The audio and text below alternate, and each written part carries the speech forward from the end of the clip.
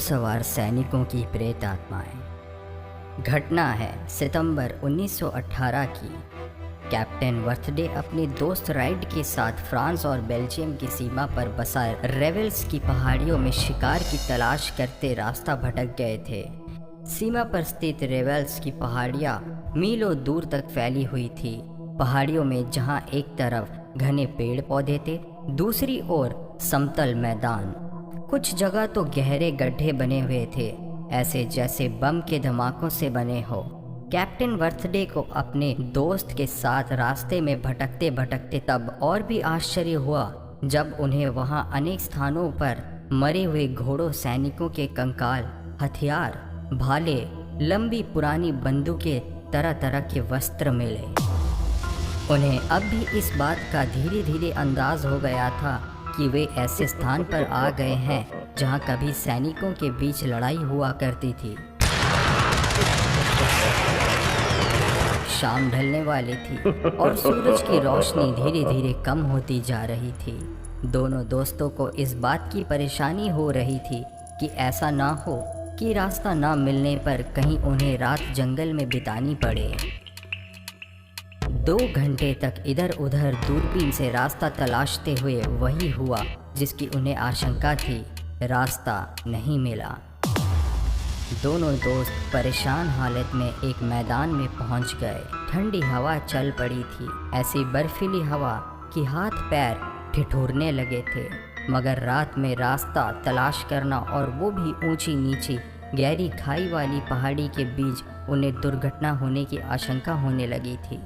रात बढ़ती जा रही थी और साथ में पहाड़ी में फैला सन्नाटा उन्हें परेशान कर रहा था। आखिर दोनों दोस्तों ने अपनी बंदूकें और पिस्तौलों को एक बार संभाला और जंगली जानवरों से बचने के लिए एक घने लंबे पेड़ पर रात बिताने की सोची। दोनों ने अपने थैले में रखे फल खाए और पानी पिया। वर्थडे ने अपनी घड़ी में बटन दबाकर देखा तो रात के 11 बज रहे थे। दोनों धीरे धीरे पेड़ पर चढ़कर बैठ गए और बंदूक, थैला वो दूरबीन को गोद में रख लिया। पेड़ों के पत्तों के साथ बैठकर उनका थोड़ा बहुत बर्फीला ठंडी हवा से बचाव भी हो गया था। दिन भर के हारे थके दोनों दोस्त अपनी नींद की झपकियां ही ले रहे थे कि उन्हें घोड़ों के चलने की आवाज़ धीरे धीरे सुनाई पड़ने लगी।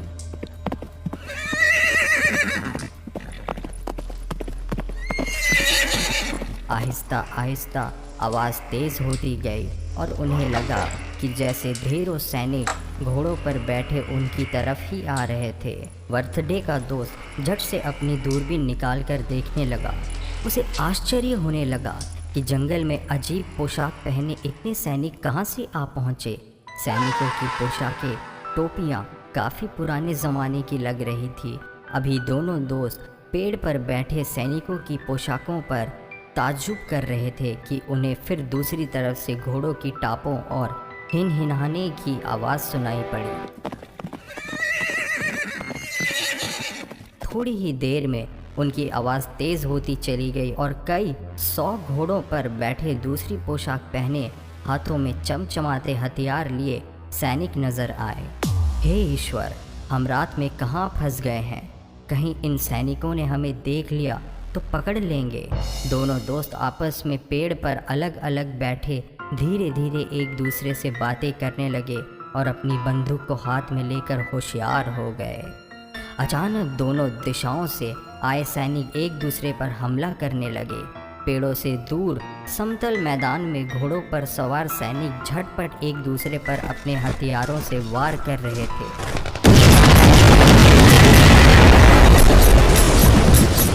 कुछ ही घंटों में वहां दोनों सैनिक टुकड़ियों के लोग हथियार से मरते और घायल होते जमीन पर लुढ़क रहे थे।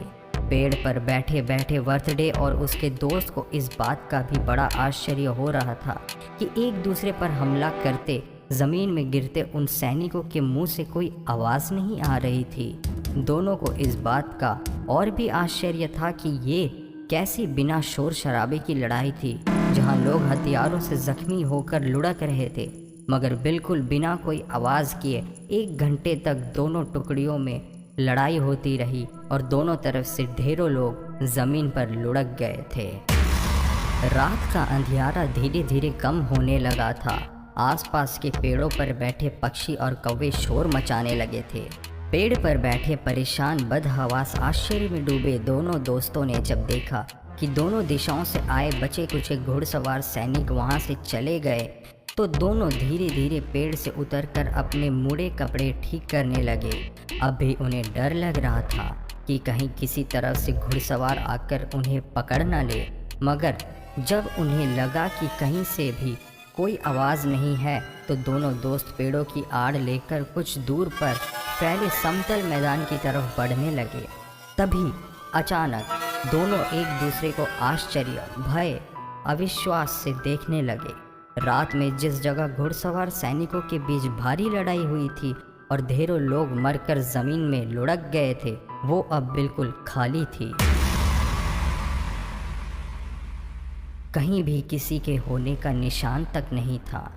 रात में उन्होंने जो कुछ देखा था वो क्या सपना था? मगर सपना तो सोने के बाद देखा जाता है।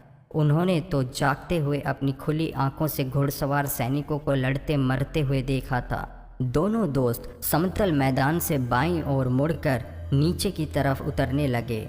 रास्ता चलते दोनों आपस में बात कर रहे थे। उनकी बातों पर कौन यकीन करेगा कि उन्होंने रात में अनेकों सैनिकों को आपस में लड़ते मरते देखा है।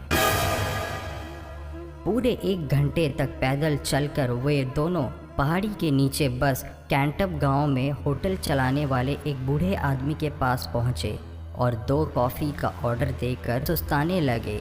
जैसे ही होटल का बूढ़ा आदमी कॉफ़ी रखने उनके पास आया, तो दोनों ने उसे सलाम कर अपने पास बिठा लिया और उसके होटल और गांव के बारे में पूछताछ करने लगे।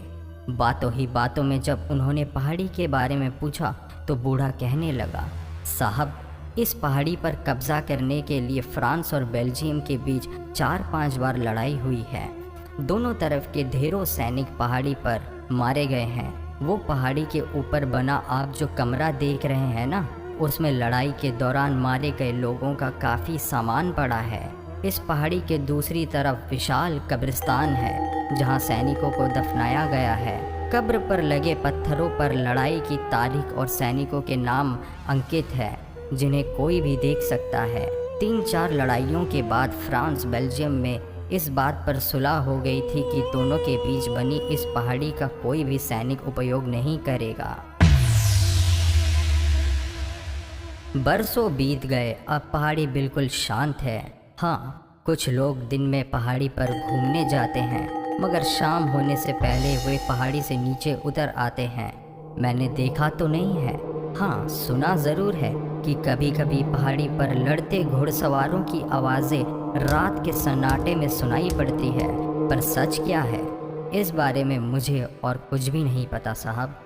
गांव में उस छोटे होटल चलाने वाले बूढ़े की बात सुनकर बर्थडे और उसका दोस्त राइड अवाक आश्चर्य में डूबे एक दूसरे को देखने लगे। दूसरे दिन रेवल्स की पहाड़ी में दूसरी तरफ बने कब्रिस्तान को देखकर दोनों दोस्त आश्चर्य में डूबे। एक एक कब्र पर अंकित नाम और सन देख रहे थे और कहने लगे, क्या वास्तव में हमने कल रात जीते जागते अपनी आंखों से घुड़सवार प्रेतात्माओं की लड़ाई होती देखी थी?